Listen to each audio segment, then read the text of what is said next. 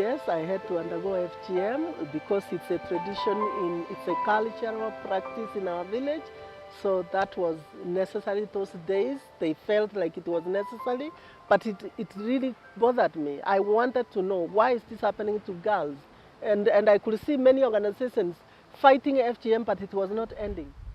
My name is Dr. Grace Mose Kong'o. I am a lecturer at Kenyatta University in the Department of Sociology, Gender and Development Studies. Currently, I am very passionate about gender issues, and because of the passion I have for gender issues, I began an organization which is called Hope Foundation for African Women. And it is through this organization that I embarked on the community. Hope Foundation for African Women is a non-profit organization. It's a charitable organization founded to do economic empowerment for women, to promote women and women's rights and human rights. We end gender-based violence with the priority of FGM, that is female genital mutilation. This is an organization that is really focused on empowering women and girls. Our location, we work in 5 counties, but mainly in Kajiado and Nyamira County, and even Kisii County. In this organization, there is a story behind this, how I came to have passion for women and girls. This is because of our origin as African women or Kenyan women, where you discover that you don't have rights, you cannot make any decision, you don't own any property. So there is a challenge. And this is the challenge majority of women, go through.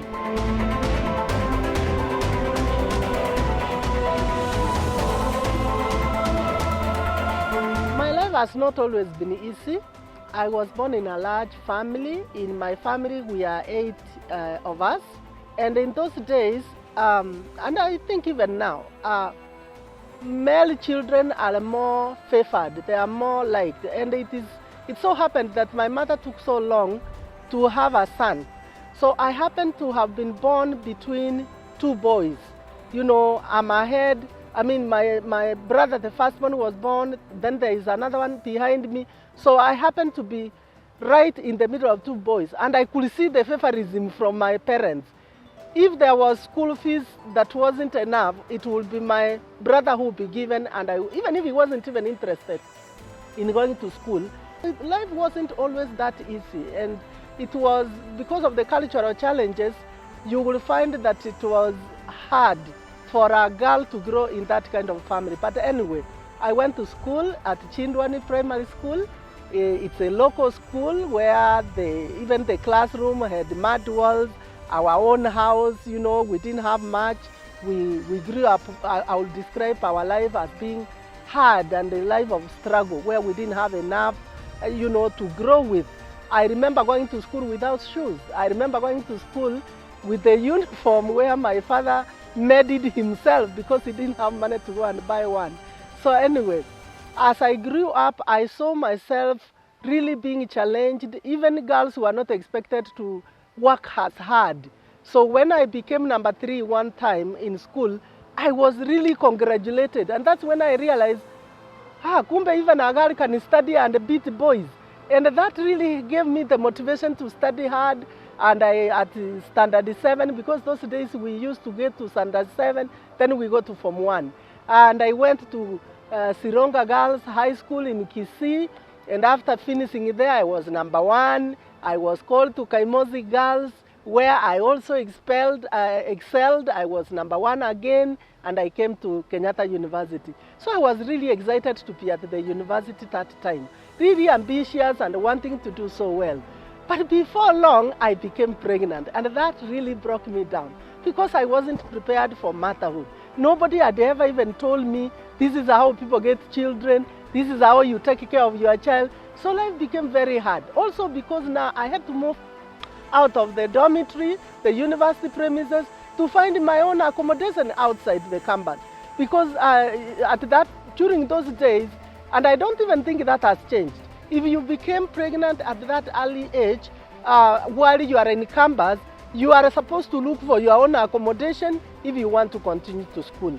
So, and that is what happened. So I looked for a premise outside. I started now taking care of myself while I was pregnant. And before I knew it, my boyfriend was also a student there. And then later on, he got a scholarship to go to Britain. And I can tell you, the very day he was traveling to Britain, kumbe I was having my labor pains and I didn't know. I thought I was being upset for him leaving. So he came with a cloud of people, family members, escorting him to go to the airport. And then my mother-in-law to be, because that time I wasn't even married, she noticed that I am in labor pain. So she was the one who said, this girl is going to give birth right here. So what happened? They called the ambulance, and before I knew it, I was at Masaba Hospital. I got the baby. He stayed there. I got the baby literally on the door because I was that close and I didn't even realize it. On Monday, we are supposed to start exams. And this is literally on Friday or Saturday, something like that. And I had not even called on my exams. So I'm scheduled to start exams. And I don't have a babysitter. So I'm wondering, how is this going to happen? So I sent somebody to go and call my girlfriends from the university to come and help me out. First of all, somebody had to pay for my money. The family members went to the airport with their son. He flew away. He told them to come and take care of me. They did not come back. So I was all by myself with my baby right here. So my girlfriends came. I sent one to go to the community in Kisii and bring my cousin to babysit for me. I also now arranged to get my notes. I arranged my girlfriend to pay my money so that I can get out of hospital. And on Monday, I was there carrying my pillow to go to class and do my exams. And I did those exams. And I was so determined to pass because I knew if I didn't pass, then it will be another, problem. So anyway, that gave me a lot of lessons. Here I have a baby that I don't even know how to breastfeed. I don't know how to take care of this baby. The baby is crying, I'm crying because I can't make him stop crying. So it was really hard. But I said one day, I have to start an organization where I have people who can mentor young girls because that's really where I needed help. And I didn't get that help when I needed it from an older woman who will teach me. It so happened that I had that yearning to come and create Hope Foundation for African Women. But I had to start somewhere. So when I landed in Kenya, my first task was to find a job. So I went to Kenyatta University and I was fortunate to be hired by Kenyatta University, where I taught throughout up to 2012. And at this time now, I was ready to start my organization, which I launched in 2013. When I started that organization in 2013, and I realized that there is a strong connection between what I was doing at the university and what I wanted to do at the community, I founded that organization. In this organization, I wanted to employ the popular education methodology towards ending gender-based violence and especially female genital mutilation. Why female genital mutilation? Because this is a practice which not only affected me, but it continued affecting young girls to these days. In Kisii, we have 85%, Kisii and Nyamira, 85% preference of female genital mutilation. And I could see how popular education could end female genital mutilation. So when I came, I realized I cannot use this methodology by myself. I can't implement by myself because I'm the only one who knows it. So I went to the village and I collected another 5 women and I returned with them to South America, Chile, so that they can also get the training. When they got the training, we came back and we trained another 30 people as community and health volunteers so that they can help me to now start ending and advocating against FGM. So when I came back and these women are trained, we also realized that these women and men, there were 10 men and 20 women, we cannot just start ending FGM. FGM was not their priority. These are priority who want to be empowered economically, they want their money, they want to uplift their homes, and here you are talking about FGM. So I realized that and in popular education, we are taught on how to start with people's priorities.